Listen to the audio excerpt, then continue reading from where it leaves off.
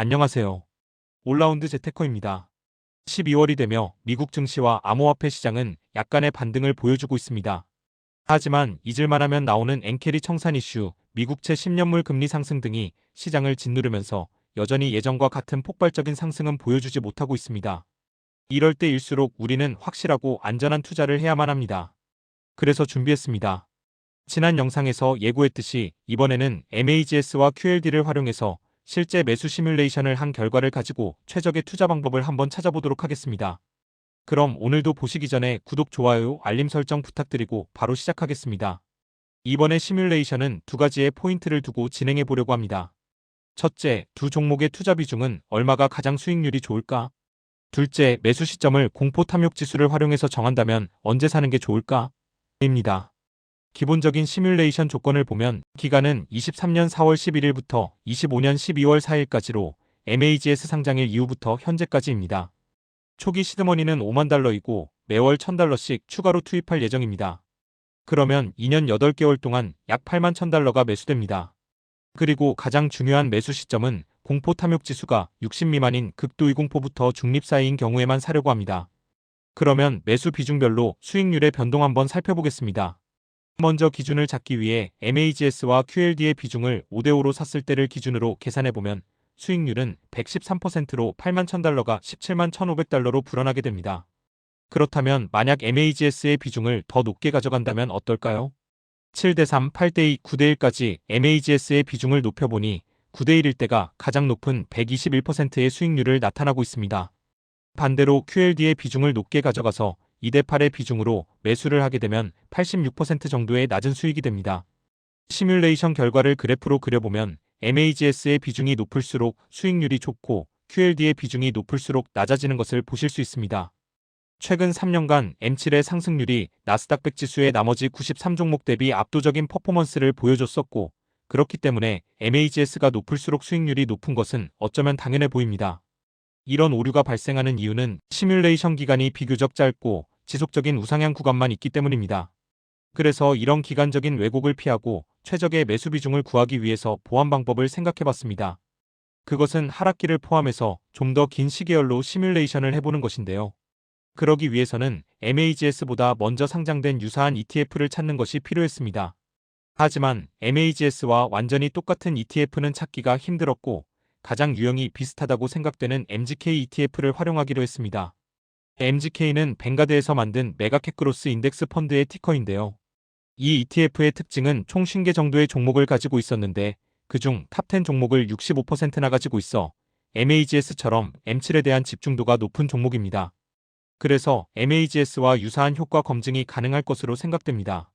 실제로 MGK와 QLD를 기준으로 2020년 1월 이후 6년간 비중별 성과 검증을 해보면 앞서 본 MAGS와 QLD 조합과는 달리 시계열이 길어지니 두 종목을 5대5, 6대4, 4대6의 비중으로 거의 반반씩 매수한 경우가 수익률이 가장 좋았습니다. MAGS로 했을 때와 같은 점은 역시나 레버리지인 QLD의 비중이 높으면 수익률이 가장 안 좋았고, QLD가 80% 이상을 차지하는 경우에는 하락기에 유일하게 마이너스 구간으로 접어들기도 했습니다. 표로 본 내용을 그래프로 그려보면 장기 시계열로 봐도 초창기만 벗어나면 수익률 순위는 잘 바뀌지 않고 유지되고 있습니다. 중간 결론입니다.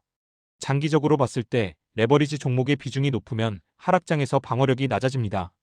그래서 핵심 종목 집중 투자와 지수 레버리지는 5대5로 투자하는 것이 가장 수익률이 좋았습니다.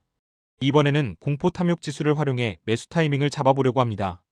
먼저 시뮬레이션 조건 기간 동안 공포 탐욕 지수의 현황을 한번 정리해봤습니다. 총 667번의 공포 탐욕 지수가 있었고, 이 중 41%가 그리드 이상이었습니다. 그만큼 시장이 상승하는 기간이 길었다는 의미로 볼 수 있습니다. 이때 매수 시점을 세 가지 케이스로 나눠서 각각의 수익률을 계산해보면 익스트림 그리드 미만에만 산 경우에는 수익률이 123.1%, 그리드 미만에만 산 경우에는 수익률이 113%, 중립 미만에만 산 경우에는 수익률이 94.1%입니다. 장기적인 상승 시기에는 매수 횟수가 많을수록 수익률이 높게 나타나는 경향을 보인다는 것이 확인됩니다. 그러니 극도의 탐욕만 아니면 계속해서 매수를 한 경우가 수익률이 가장 좋게 나옵니다. 여기서도 시뮬레이션 기간에 따른 오류가 있을 수 있기 때문에 MGK를 통해 재검증해 보겠습니다. MGK를 활용해서 시뮬레이션 기간을 2020년 1월 2일부터로 늘려봤습니다. 이때는 1491 동안 그리드 이상이 33% 수준으로 확실히 최근 3년간 41%였던 비중 대비 많이 낮아지는 모습입니다. 22년 1년 내내 이어진 하락장의 영향이라고 생각됩니다. MGK를 통해 동일한 방식으로 시뮬레이션을 해본 결과를 보면 앞서 본 결과들과 반대로 중립 미만에서만 산 경우가 211.2%로 수익률이 가장 좋습니다. 결과적으로 일방적인 상승기와는 달리 상승과 하락이 반복되면 중립 이하 구간에서만 매수해서 철저하게 시장이 약세일 때만 진입하는 게 가장 수익률이 좋았다고 볼 수 있습니다. 최종적으로 종합 결론을 내보면 집중 투자와 레버리지 투자는 5대5로 하는 것이 장기로 봤을 때 효율적이며 매수 타이밍은 되도록 시장이 탐욕에 들어가지 않은 중립 이하에서만 하는 게 좋다는 것입니다. 성장주의 장기 투자는 무조건 성공하는 투자입니다. 그렇기 때문에 원칙만 잘 지킨다면 어떤 상황이 와도 멘탈이 흔들리지 않는 투자를 하실 수 있으실 겁니다. 그럼 이제 여러분들도 한번 MAGS와 QLD 장기 투자 한번 시작해 보시면 어떨까요? 저는 오늘 이야기 드린 원칙대로 극도의 공포 상태였던 지난 며칠간 MAGS와 QLD를 꾸준히 매수했습니다. QLD 액면 분할 이슈로 며칠 매수를 못해서 수량의 차이가 생겼지만 벌써 MAGS 250주, QLD 123주를 모았습니다. 자세한 내용은 멤버십 게시글을 통해서 일요일에 공개하려고 합니다. 관심 있으신 분들은 참고하시기 바랍니다. 오늘 영상 내용 어떠셨나요? 저는 늘 모든 분들의 성공 투자를 기원합니다.